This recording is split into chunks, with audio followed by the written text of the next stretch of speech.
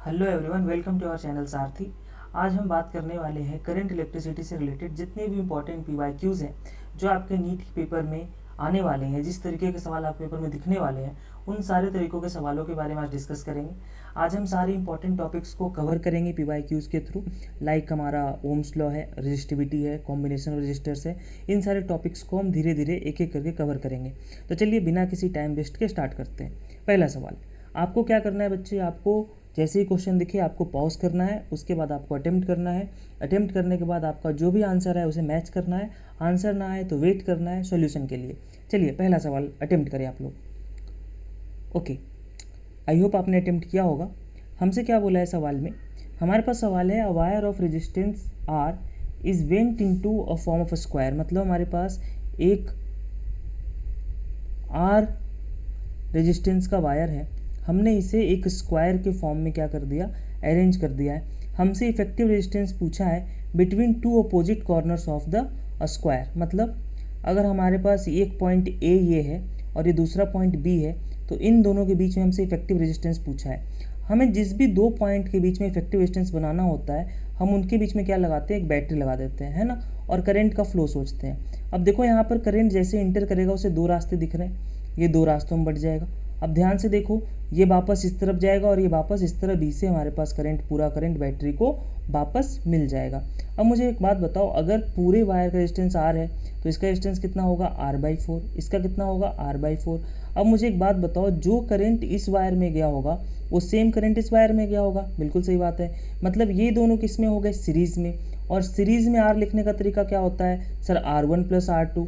मतलब R/4 + R/4। ये कितना आ गया बच्चे, sir R/2। Okay, well done, कोई बात नहीं। अब यहाँ पर देखो सिमिलरली ये वाला वायर कितना, R/4। ये वाला वायर कितना, R/4। R/4 किस में है सर, सीरीज में। ये कितना आ गया सर, इसे अगर R2 बोलोगे तो ये भी कितना आ गया, R/2 आ गया। अब ये वाला रास्ता, यहाँ पर करंट दो हिस्सों में बट रहा है। अगर आप इस स्क्वायर को देखोगे तो इस स्क्वायर के अंदर क्या हो रहा है सर, इस स्क्वायर के अंदर हमें दिख रहा है कि जब यहाँ से करंट इंटर कर रहा है तो ये दो हिस्सों में बट रहा है। यानी यहाँ पर करंट डिस्ट्रीब्यूट हो रहा है। मतलब ये दोनों रास्ते किस में हो गए, पैरेलल में हो गए। इस पूरे का रेजिस्टेंस कितना आया था, R/2। इस पूरे का रेजिस्टेंस कितना आया था, R/2। इसका मतलब हमारे पास इफेक्टिव रेजिस्टेंस कितना होगा, जब भी हमारे पास दो रजिस्टर पैरेलल में हो तो उसका R इक्विवेलेंट लिखने का तरीका होता है R1 R2 upon R1 + R2। इस तरह लिख लेते हैं अपन। तो ये R1 कितना, R/2। ये कितना, R/2।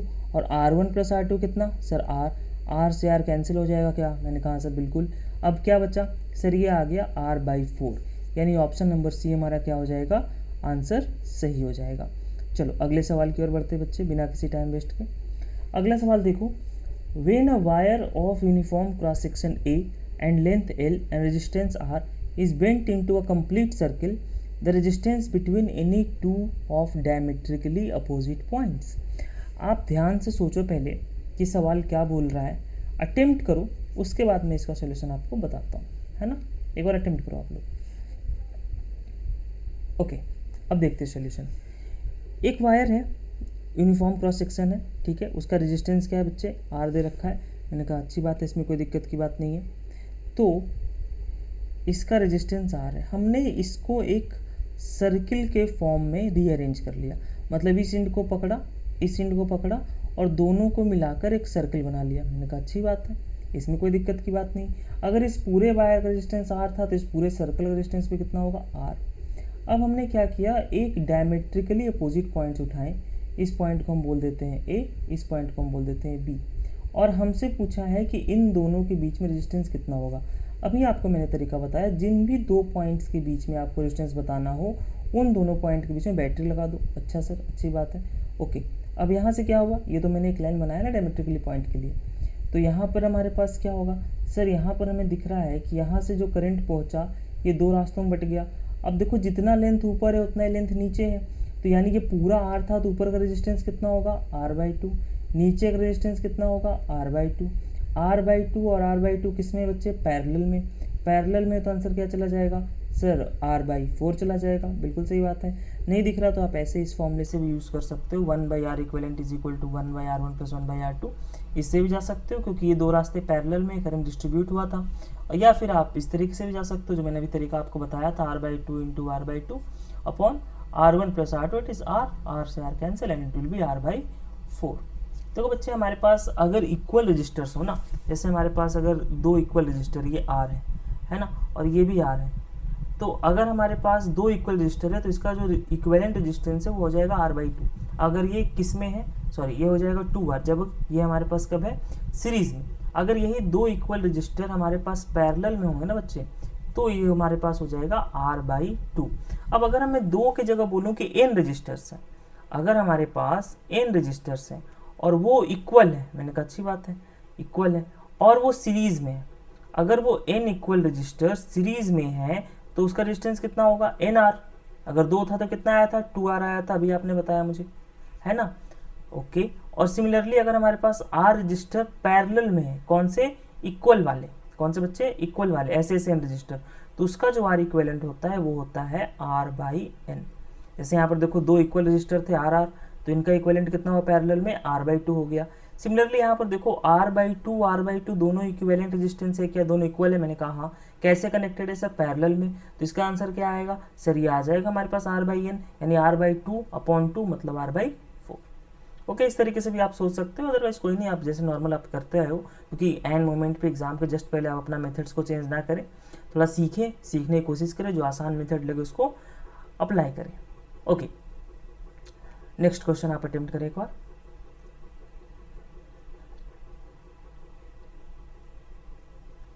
ओके, स्टार्ट करते हैं। The resistance of the 4 arms PQRS of a Wheatstone bridge. हमारे पास सबसे पहले तो एक व्हीटस्टोन ब्रिज की बात इन्होंने करी है, तो हम एक व्हीटस्टोन ब्रिज बना लेते हैं। व्हीटस्टोन ब्रिज आपको मालूम है कुछ इस तरीके का सिंबॉलिक व्हीटस्टोन ब्रिज होता है ना, कुछ इस तरीके का आपने व्हीटस्टोन ब्रिज बना लिया, और यहाँ पर एक हमने एक वायर लगा लिया जो कि व्हीटस्टोन जगह बैलेंस होगा तो किसी काम का नहीं है ना। इसके साथ मान लिया हमने एक बैटरी E है, और इसके साथ एक इंटरनल रेजिस्टेंस R भी हमने लगा दिया। अब एक बार हम सवाल को पढ़ते हैं, ये सवाल क्या बोल रहा है। The resistance of the 4 arms of a Wheatstone bridge 10, 30, 30, 90। Okay, 10, 30, 30 and 90। Okay, आगे बढ़ते हैं। आगे क्या है, EMF of the internal resistance 7 और 5। ओके, तो ये हमारे पास ये वाला जो वोल्टेज है वो 7 वोल्ट है, और जो ये रेजिस्टेंस है वो 5 ओम है। अब सवाल पढ़े, सवाल ने क्या बोला है, if the galvanometer resistance is 50 ohm, the current drawn from the cell. देखो जब हमें गैल्वेनोमीटर रेजिस्टेंस दिया है और कोई बात नहीं करी गई है गैल्वेनोमीटर के बारे में कि हमारे पास गैल्वेनोमीटर का हमने किस तरीके से यूज़ किया है, या फिर हमारे पास इसका सेंट रेजिस्टेंस क्या है, तो हम मानेंगे कि ये एक आइडियल गैल्वेनोमीटर है, ये वही करंट बताएगा जो कि करंट सेल से निकल रहा है। तो बेसिकली हम क्या करने वाले हैं, सेल के थ्रू करंट निकालना है हमें। इस सवाल में बेसिकली आपसे पूछा है कि इसमें सेल से कितना करंट निकला।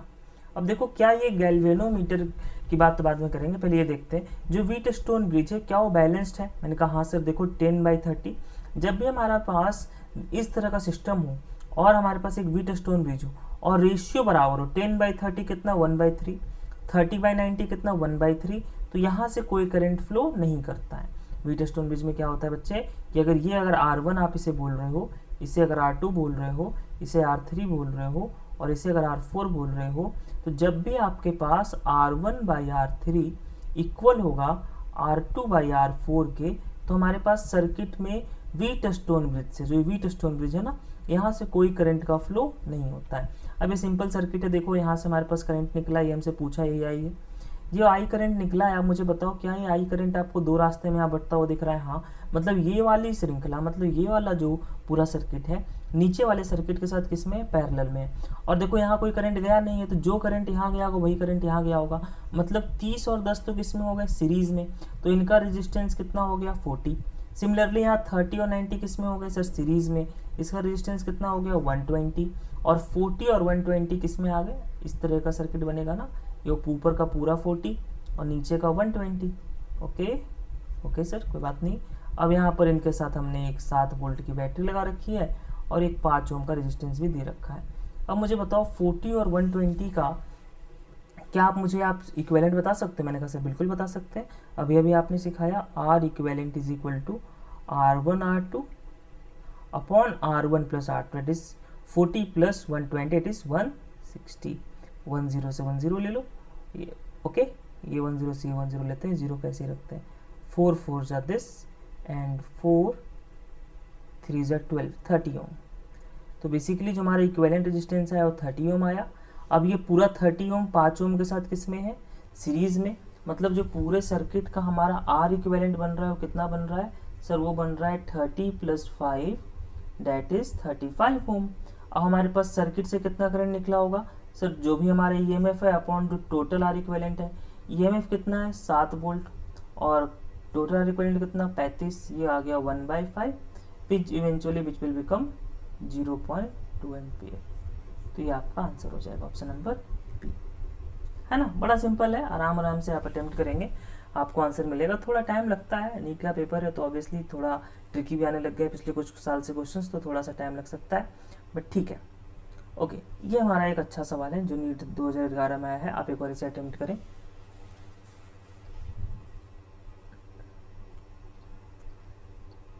ओके आई होप आपने अटेम्प्ट किया होगा। अ रिंग इज मेड ऑफ, आप जरूर पॉज करके अटेम्प्ट कर ले, मैं आपको टाइम इसलिए दे रहा हूँ ताकि आप पॉज करें फिर अटेम्प्ट करें। A ring is made of wire R naught is equal to 12 ohm. Okay ये जो वायर है इस पूरे वायर का रेजिस्टेंस 12 ओम है। Find the points A and B as shown in the figure at which a current carrying conductor should be connected so that the resistance R of the sub circuit between these 2 points is equal to 8/3 ohm। मतलब A और B के बीच में हमारे पास जो equivalent resistance है वो कितना होगा 8/3 ओम होना चाहिए। तो चलो इस सवाल को अच्छे से देखते हैं एक बार क्या कह रहे हैं, सॉल्यूशन स्पेस पे चलते हैं। हमें बोला है कि इस रिंग के इन दोनों पॉइंट्स में ए और बी है। अब देखो हमें टोटल रेजिस्टेंस तो दे दिया है ना सवाल में 12 ओम है, तो अगर मैंने इसको x मान लिया तो ऑब्वियसली इसका इस पार्ट का रेजिस्टेंस कितना होगा 12 - x। और अभी बताया है कि यहाँ करंट आया, यहाँ से वापस निकला, मतलब करंट 2 हिस्सों में बट रहा है, मतलब ये दोनों किस में है पैरेलल में है। और इनके बीच में इक्विवेलेंट सवाल ने बता दिया है कि इसके बीच में जो इक्विवेलेंट है वो कितना है 8/3 ओम है। कितना बच्चे 8/3 ओम। ओके अब ये दोनों किस में है सर पैरेलल में। पैरेलल में इक्विवेलेंट लिखने का तरीका कितना R1 R2 upon R1 plus R2 it will be 8/3। तो यहाँ से आप x निकाल सकते हो सर, ये हमारे पास ये आ जाएगा, ये आ जाएगा 12x माइनस एक्स स्क्वायर। देख लो आप क्वाड्रेटिक में चला गया ये हम 3 4 जा 12 काट देते हैं, ठीक है, और 8 4 जा 32। अब यहाँ पे हमारे पास ये क्वाड्रेटिक बनेगा X square minus 12x plus 32 is equal to 0।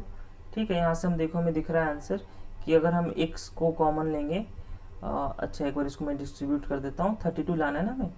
32 कैसे आएगा बच्चे सर, हमें 32 दिख रहा है कि 8 4 जा 32 होता है, तो minus 8x minus 4x plus 32 is equal to 0 कर देंगे। सिंपल क्वाड्रेटिक को हमने सॉल्व किया है, x कॉमन लेंगे तो x माइनस 8 आ जाएगा, माइनस 4 कॉमन लेंगे तो फिर से x माइनस 8 आ जाएगा।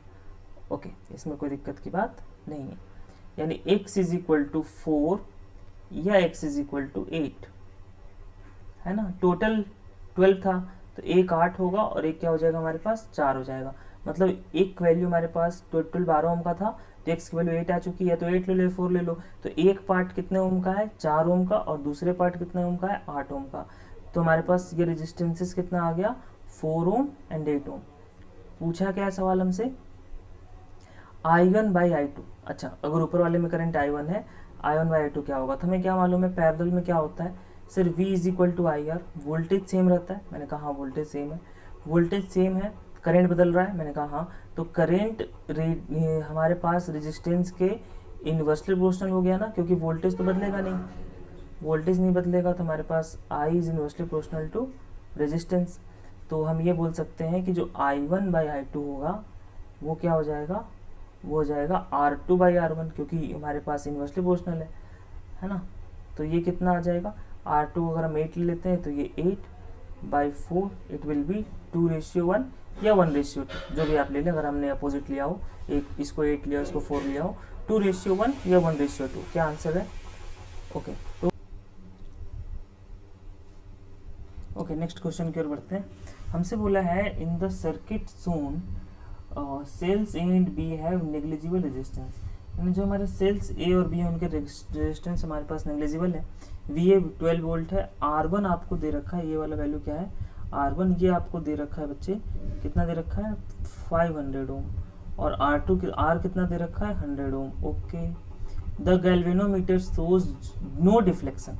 देखो गैल्वेनोमीटर में कोई डिफ्लेक्शन कब नहीं आएगा, जब यहाँ पर हमारे पास कोई करंट ना हो, I इज इक्वल टू क्या हो 0। और अगर करंट यहाँ पर 0 है, इसका मतलब यहाँ करंट 0 कब होगा, सोचो जरा ध्यान से, जरा ध्यान सोचो, करंट 0 कब होगा, जब इन दोनों पॉइंट का पोटेंशियल डिफरेंस 0 हो, इन दोनों पॉइंट का पोटेंशियल डिफरेंस भी 0 हो। और अच्छी बात है सर, यानी ये वाला पॉइंट यहाँ पर जो पोटेंशियल डिफरेंस है वही पोटेंशियल डिफरेंस यहाँ भी होगा। तो मतलब बेसिकली सवाल ने तुमसे पूछा है कि इस सर्किट में यहाँ पर कितना वोल्टेज डिफरेंस है, वही हमारा क्या हो जाएगा VB हो जाएगा, क्योंकि इस वोल्टेज डिफरेंस पर हमारे पास कोई करंट फ्लो नहीं कर रहा। ओके, इसका मतलब सर हमारे पास इधर कोई करंट नहीं गैल्वेनोमीटर में, तो ये सर्किट हमारे किसी काम का नहीं है।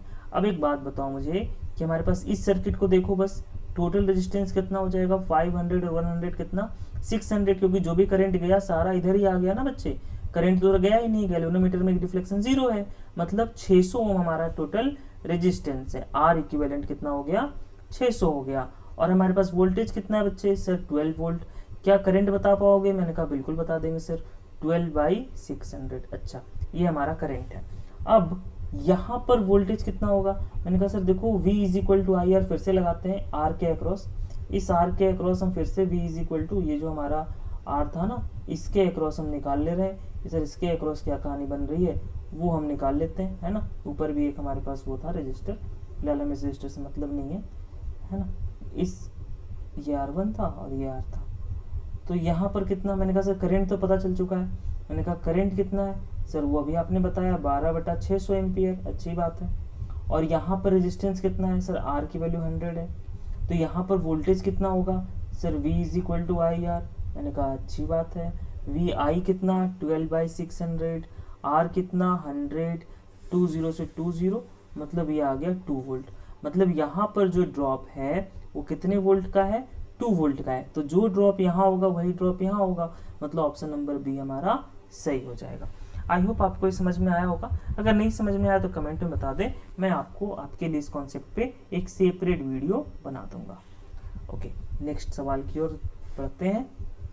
1/2 हमारा आंसर है, ऑप्शन नंबर ए या डी, सेम ही बात है हमारे पास दोनों।